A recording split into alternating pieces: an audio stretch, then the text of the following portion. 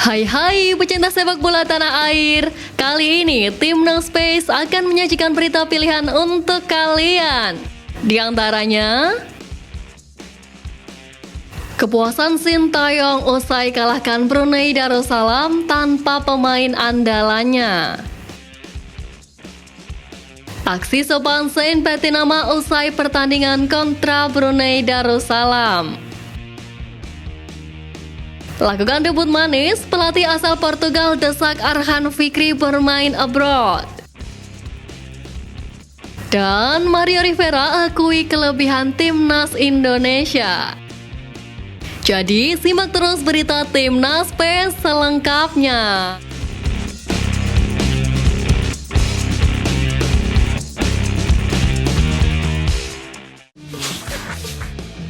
Pemain muda Timnas Indonesia tampil impresif bersama Garuda ketika bersua Brunei Darussalam di laga leg kedua kualifikasi Piala Dunia Zona Asia.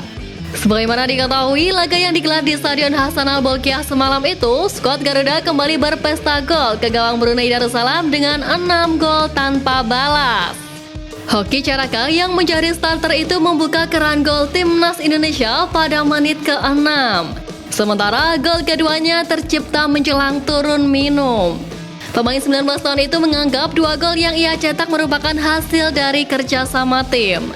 Pada laga ini, ia juga membuat 1 assist untuk gol Egy Maulana Fikri.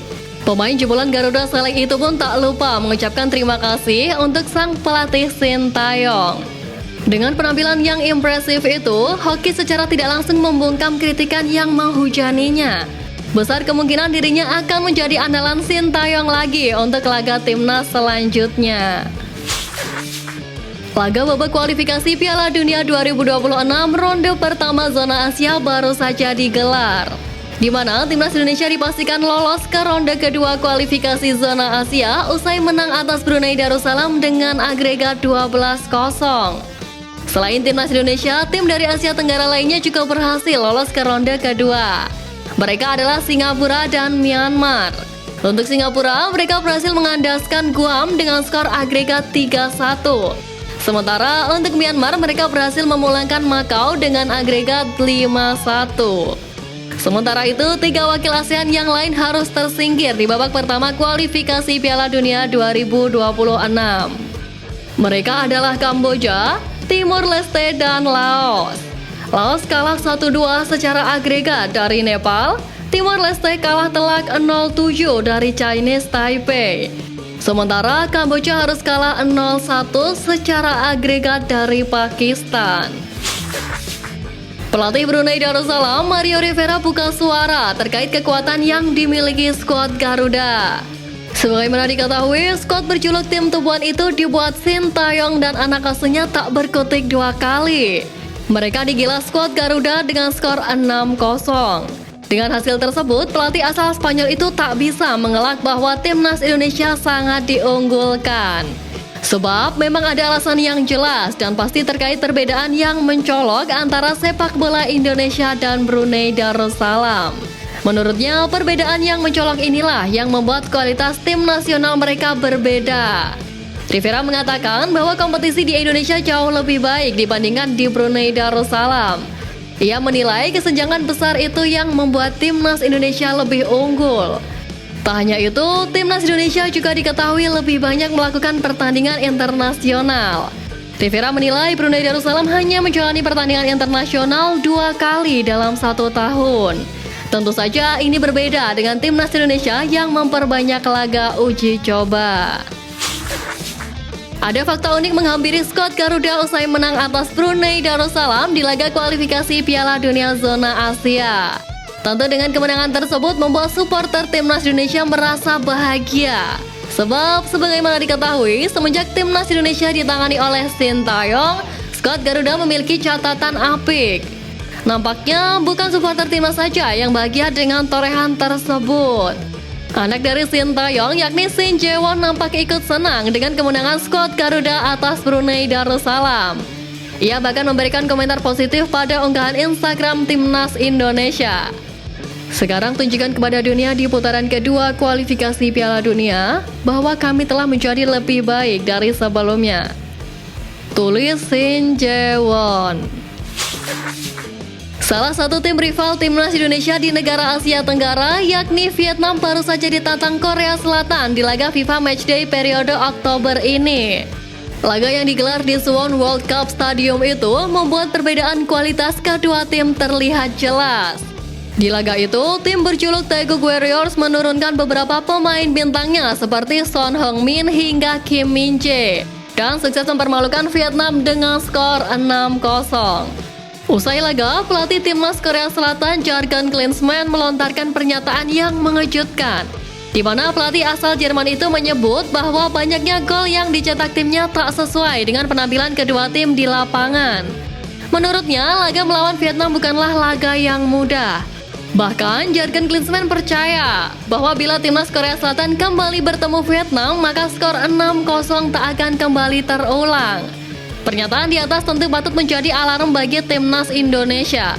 Sebab sebagaimana diketahui, skuad Garuda bakal berhadapan langsung dengan Vietnam di dua laga yang berbeda, yakni kualifikasi Piala Dunia ronde kedua dan Piala Asia tahun depan. Timnas Indonesia melanjutkan tren positifnya di laga kualifikasi Piala Dunia zona Asia. Skuad arahan Sintayong itu baru saja mengandaskan Brunei Darussalam dengan skor setengah lesin di leg pertama dan kedua. Mengetahui anak asuhnya tampil impresif di laga tandang semalam, Sintayong pun memberi pujian setinggi langit untuk Hoki Caraka dan kawan-kawan. Kemenangan dengan agregat 12-0 atas Brunei Darussalam itu mengantarkan timnas Indonesia ke babak kedua kualifikasi Piala Dunia 2026 zona Asia. Skuad Garuda masuk grup F bersama Irak, Vietnam, dan Filipina. Lebih lanjut, Sintayong mengaku puas dengan rotasi yang dilakukannya. Pada leg kedua, pelatih asal Korea Selatan ini mengganti 7 pemain sekaligus sebagai starter dari pertemuan sebelumnya. Dari 26 nama yang dipanggil, hanya 6 yang sama sekali tidak diturunkan dalam 2 pertemuan dengan Brunei Darussalam. Sementara itu, di laga semalam juga merupakan laga debut pemain muda timnas Indonesia, yakni Arhan Fikri. Pemain berusia 18 tahun itu berhasil melakukan debutnya bersama timnas senior ketika masuk menggantikan Ricky Kambuaya pada menit ke-73. Pemain muda proyek jangka panjang Sintayong akhirnya melakoni laga debutnya bersama timnas Indonesia senior. Pemain tersebut ialah Arhan Fikri. Sejatinya, pada leg pertama lalu, Arhan masuk daftar susunan pemain Indonesia versus Brunei. Namun, sayangnya ia hanya duduk manis di bench bersama sejumlah pemain lainnya.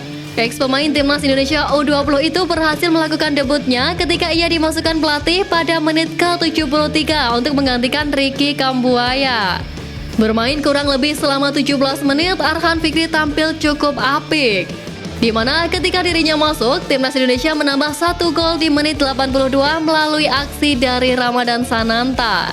Di samping itu, pelatih yang mendidik Arhan Fikri di klub, yakni Fernando Valente, memuji potensi yang dimiliki pemain 18 tahun itu. Bahkan, pelatih asal Portugal itu mengatakan Arhan Fikri sudah cukup layak untuk berkarir di luar negeri. Banyak kalangan juga menilai Arhan Fikri sudah saatnya ke luar negeri, salah satunya yakni Ivar Jenner. Menurut pemain FC Utrecht itu, Arhan sudah melakukan kerja keras untuk memompa bakatnya tersebut. Pemain keturunan yang dimiliki timnas Indonesia, yakni Saint Batinama, tampil memukau ketika dipercaya Sintayong pada laga leg kedua melawan Brunei Darussalam. Kehadiran Saint Batinama membuat sisi kiri timnas Indonesia semakin berwarna. Ia beberapa kali menghadirkan umpan-umpan terukur dari sisi kiri ke pemain timnas Indonesia. Ia pun hampir menciptakan gol melalui tendangan kaki kirinya. Sayang, tembakannya berhasil diblok oleh kiper Brunei Darussalam. Penampilannya di atas lapangan ini ternyata membuat beberapa fans sepak bola tanah air terpukau. Tak cuma di atas lapangan saja, Saint Batinama juga mendapatkan pujian dari salah seorang netizen ketika tidak bermain di lapangan. Bahkan salah seorang netizen menyebut kalau Saint Batinama merupakan pemain yang komplit. Dalam video yang beredar, pemain yang memiliki darah Jawa Tengah dari sang ayah itu melakukan gestur sopan ketika bertemu dengan manajer skuad Garuda, Sumarji.